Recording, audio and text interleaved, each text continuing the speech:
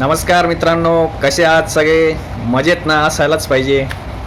मी तुमचा सर्वांचा मित्र जयेश गांगुर्डे तुमच्यासाठी घेऊन आलो आहे खूप महत्त्वाचे बुक रिव्ह्यू.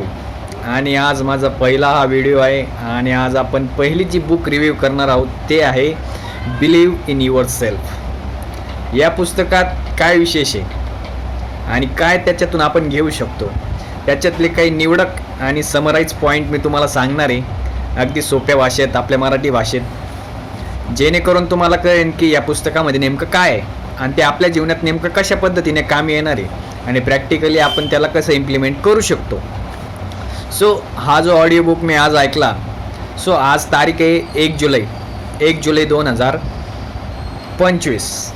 सो आज मी जो हा ऑडिओ बुक ऐकला त्याच्यामध्ये विशेष असं सांगण्यासारखं असं आहे की त्याचं जे नाव आहे तेच खूप मोठी गोष्ट सांगतं. बिलीव्ह इन युअर सेल्फ म्हणजे काय? स्वतःवर विश्वास ठेवणं. ठीक आहे ना. बऱ्याच वेळा काय होतं की आपण जेव्हा दुसऱ्यावर विश्वास ठेवतो, प्रत्येक गोष्टीसाठी आपण दुसऱ्यावर अवलंबून असतो की हा काहीतरी सांगेल तेव्हा मी काहीतरी करेल. फर्स्ट पॉईंट काय आहे की जेव्हा समोर आपली डिपेंडन्सी असते दुसऱ्यावर, म्हणजे दुसरा जेव्हा काहीतरी सांगेल आपल्याला तेव्हा आपण काहीतरी करू, ही एक पहिली गोष्ट. दुसरी गोष्ट अशी की आपण ती गोष्ट फक्त ऐकतो, समजतो, पण करतो का? नाही, आपण करत नाही. म्हणून काय की फक्त ऐकणं महत्त्वाचं नाही, ती गोष्ट कृतीत आणणं पण महत्त्वाचं आहे.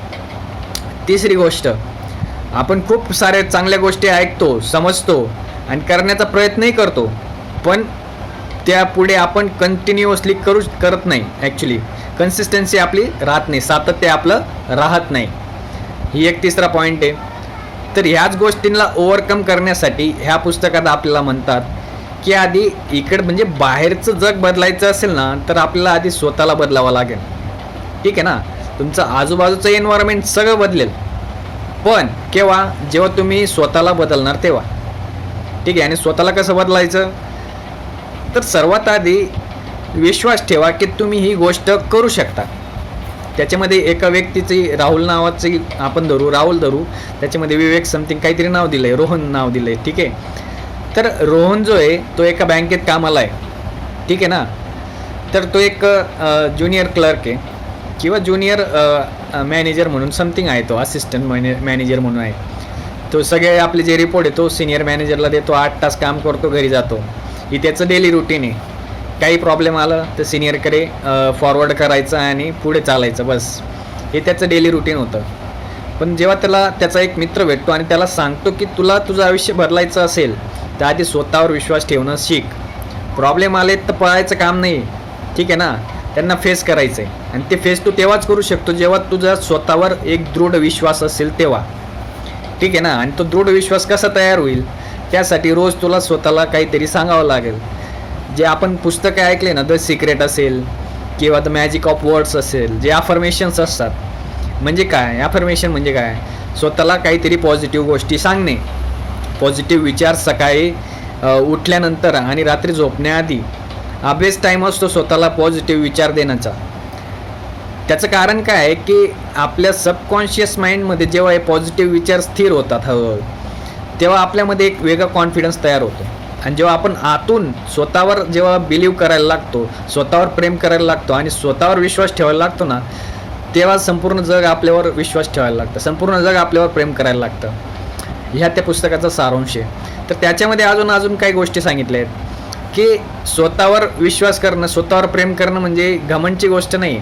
तर याच्यामध्ये काय आहे की जर तुमचा स्वतःवर विश्वास नसेल तर समोरचा तुमच्यावर का विश्वास ठेवणार आहे? समजा मी कॉन्फिडंटली सांगितलं की हे काम मी तुझं करून देईन, संपला विषय. एवढा वेळात या गोष्टीने अशा पद्धतीने अशा प्रकारे मी तुझं हे काम एवढ्या वेळात करून देणार आहे, एकदम फुल अँड फायनल, संपला विषय. किती कॉन्फिडंटली तुम्ही सांगितलं तेवढंच कॉन्फिडंटली समोरच्यालाही वाटेल की अरे एवढा कॉन्फिडन्सली हा सांगतोय म्हणजे हा ते काम करून देणार आणि करून देईन. हा झाला सेल्फ बिलीव्ह. म्हणून सेल्फ बिलीव्ह होण्यासाठी स्वतःवर विश्वास तयार करण्याआधी आपल्याला स्वतःला पॉझिटिव्ह विचार देणं गरजेचं आहे, स्वतःला पॉझिटिव्ह एनर्जी तयार करणं गरजेचं आहे. आणि त्याच्यानंतर तुमचा स्वतःवरचा विश्वास वाढेल.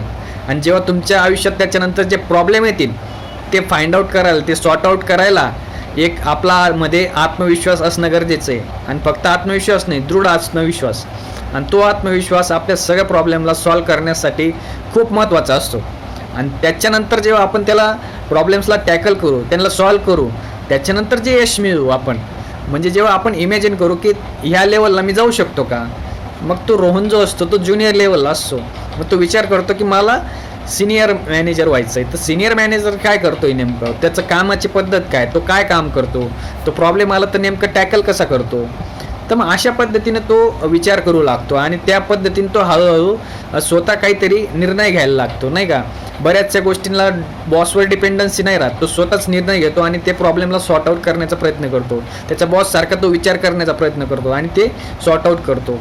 असं करता करता तो हळूहळू मीटिंग्समध्ये बोलायला लागतो, एक कॉन्फिडंटली तो आपले विचार मांडायला लागतो आणि हळूहळू तो सिनियर पोझिशनला पण येतो. त्याच्यानंतर CEO पदासाठी बँकेचे जे मेन ब्रांच हेड जे असतात त्या पोस्टसाठी जागा असते. मग तो विचार करतो, अरे परत त्याच्या मनात डाऊट आणि भीती असते की अरे मी करू शकतो का. तर मग त्याच्या मनात परत भीती येते.